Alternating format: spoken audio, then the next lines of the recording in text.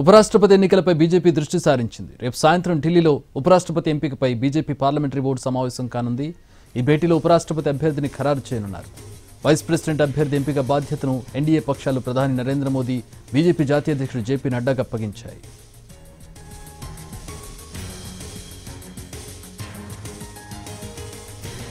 ఉపరాష్ట్రపతిగా బాధ్యతలు నిర్వహించిన జగదీప్ ధన్కడ్ గత నెల 21న తన పదవికి రాజీనామా చేయడంతో మళ్లీ ఎన్నికలు జరుగుతున్నాయి.